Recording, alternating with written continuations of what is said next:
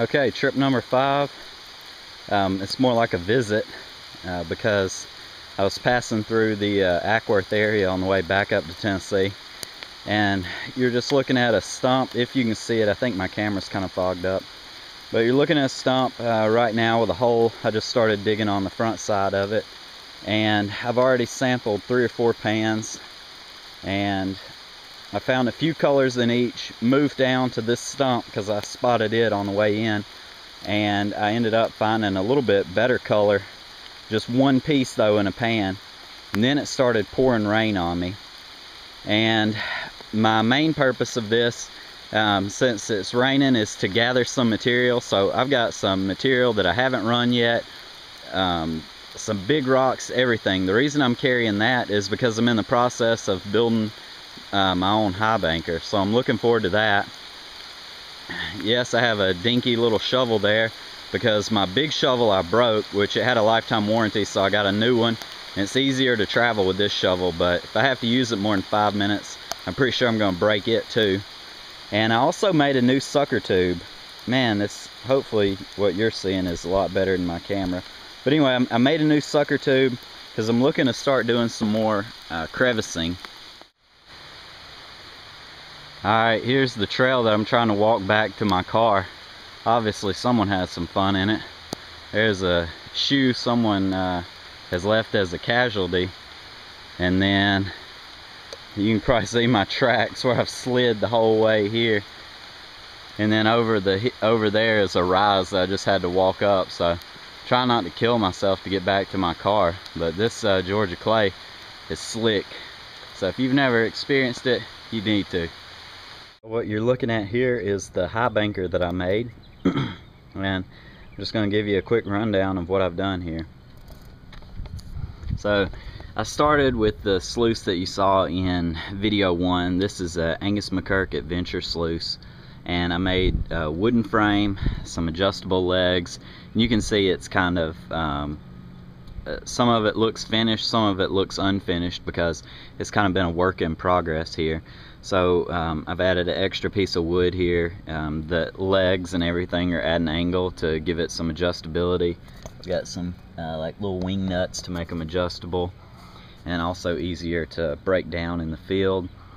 Here is the boiler box, or whatever you want to call it, and I have some, I think this is 1/2 inch, a little bit smaller than 1/2 inch wire grating. I found it on some kind of organizing basket, and again, all of this is wood, and I'm running it off of 12 volts from my car. Hopefully we won't get electrocuted here. And it's running to an Atwood 1200. It's like the Atwood's Tsunami 1200 bilge pump, which has a 4 amp draw, because it says it takes a 5 amp fuse, and I'm pretty sure I read it's a 4 amps. So 4 amps draw, and it's set up as a recirculator. I have this screen here just to kind of keep any rocks and stuff that might run down out of it. Also, it kicks a little bit of water out of it. I haven't done a lot of testing. Actually, I've done no testing on it besides just like 1 scoop and making sure water and things like that were set up right. So I've got a hose pipe in here to keep refilling it. I'm going to catch my material in this pan here, new pan that I got this past weekend. Actually, it's trip 6 that I got this pan on. So it's a Proline 14-inch blue, good pan there. But anyway, this is the setup. This hose that you see here is kind of overkill. It's an inch diameter, which the outlet is 1 1/8 inch. But I had a really bad selection of hoses, so, and also the 1 inch fittings are what matched up with the PVC plumbing here.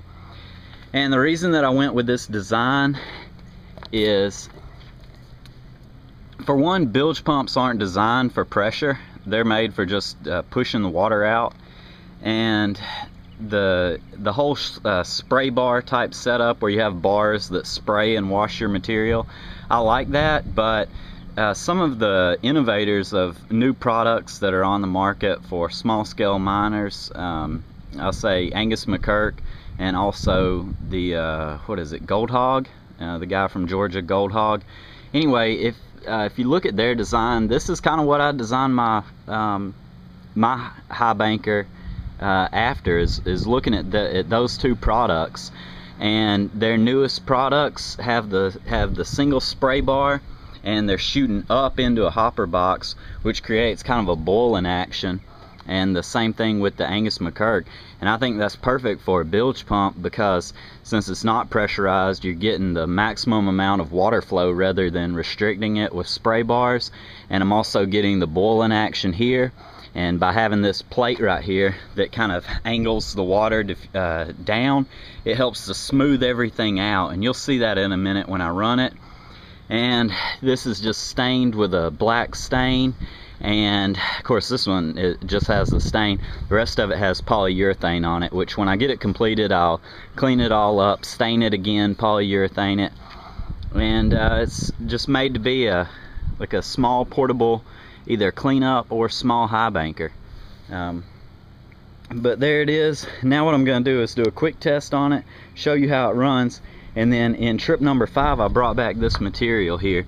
So you're not going to see any pre-processed material like you see on a lot of people's videos testing out things.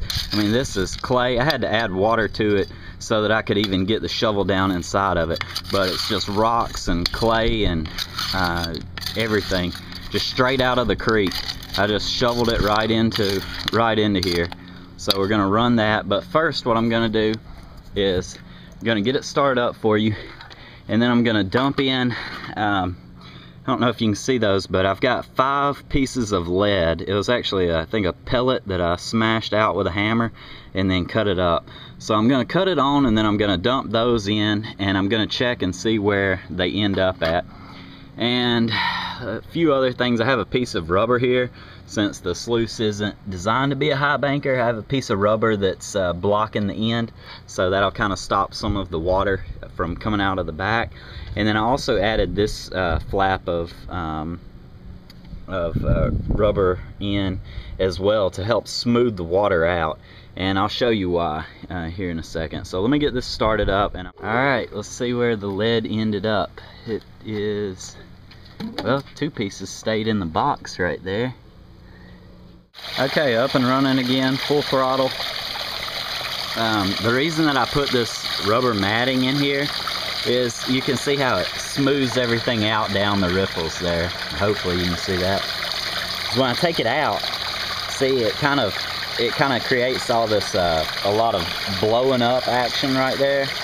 And what that would do is actually blow out anything caught in the riffles. So by having this piece to sort of smooth out the water, it makes it look like it's just a ribbon running over it. So that's exactly what you want to see there. And what I'm going to do is get to running the material. You can see a little bit of the water is kind of leaking out. And I'm just going to start shoveling in here.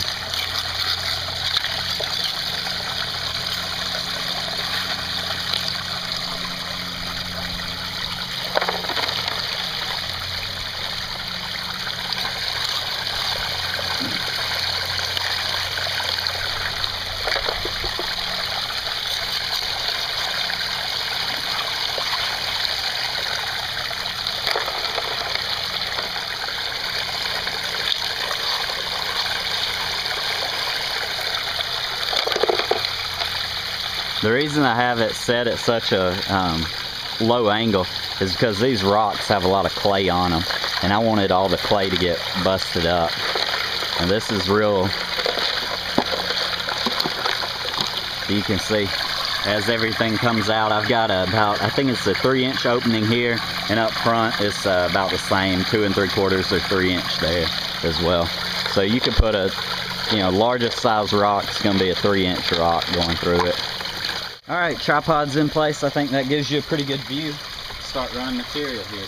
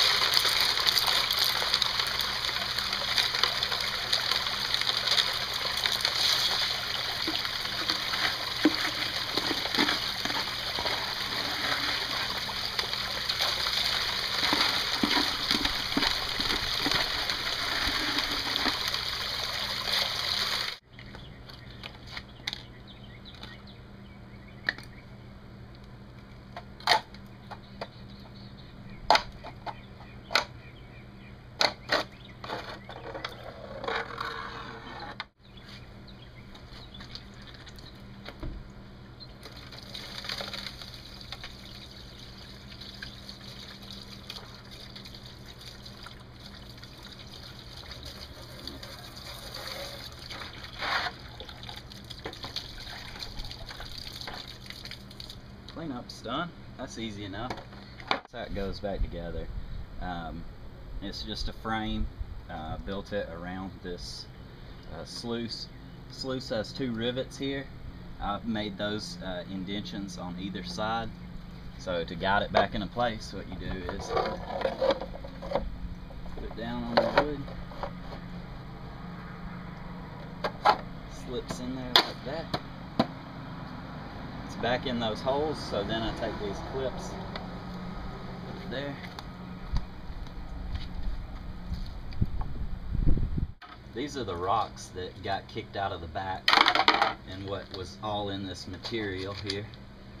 So you can see they're all coming out pretty clean, and some decent sized rocks that were run through it.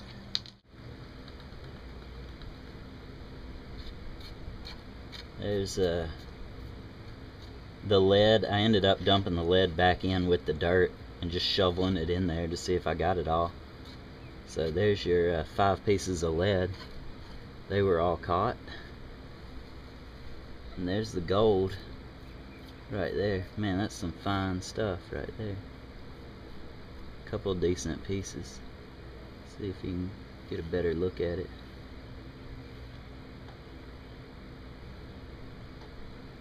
Yeah, there's the gold right through there. Alright, there it is. Pretty simple design. I just cleaned it up. Only real thing I'd have to do now is just slide the legs out and pack it up. But there it is. There's the Venture sluice, 1200 bilge pump, all set up. I think it weighs in a total of about 12 pounds altogether. So that's extremely lightweight.